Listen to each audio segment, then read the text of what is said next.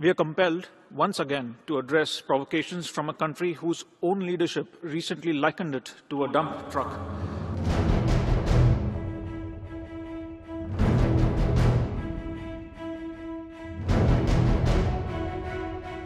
भारत ने मंगलवार को संयुक्त राष्ट्र मानव अधिकार परिषद यानी UNHRC में पाकिस्तान को उसकी औकात दिखा दी। यूएन में भारत ने पाकिस्तान की जमकर आलोचना की और आरोप लगाया कि इस्लामाबाद अपने ही लोगों पर बमबारी कर रहा है और नई दिल्ली पर निराधार आरोप लगाने के लिए मंच का दुरुपयोग कर रहा है। भारत की यह प्रतिक्रिया उन रिपोर्टों के बाद आई जिनमें यह बताया गया था कि पाकिस्तानी वायुसेना ने खैबर पख्तूनख्वा की तिराही घाट में हवाई हमले किए, जिनमें महिलाओं और बच्चों समेत कम से कम 24 लोगों की मौत हो गई।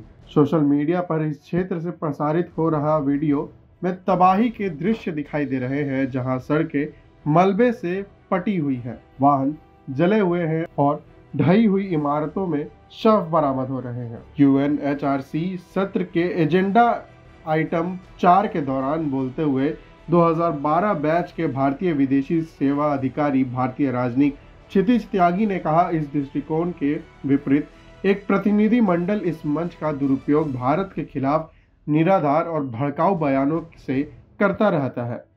उन्होंने आगे कहा, हमारे क्षेत्र पर लालच करने के बजाय उन्हें अपने अवैध कब्जे वाले भारतीय क्षेत्र को खाली कर देना चाहिए और जीवन रक्षक प्रणाली पर निर्भर अर्थव्यवस्था, सैन्य प्रभुत्व से दबाई गई राजनीति और उत्पीड़न से दागदार मानवाधिकार रिकॉर्ड को बचाने पर ध्यान केंद्रित करना चाहिए।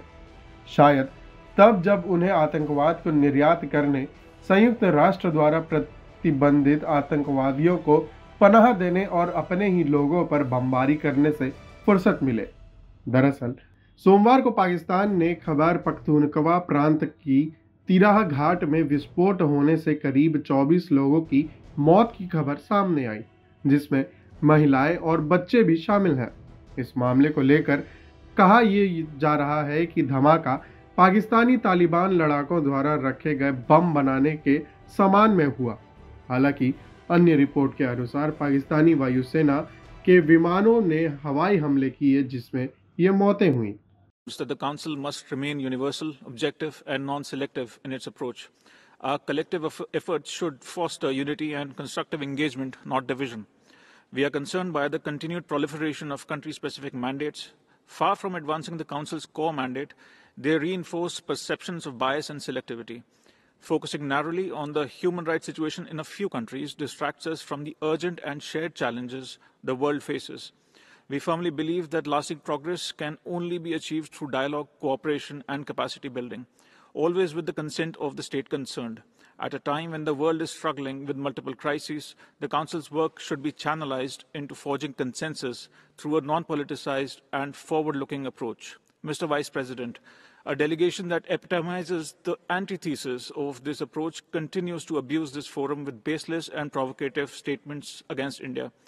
Instead of coveting our territory, they would do well to vacate the Indian territory under the illegal occupation and focus on rescuing an economy on life support, a polity muzzled by military dominance, and a human rights record stained by persecution.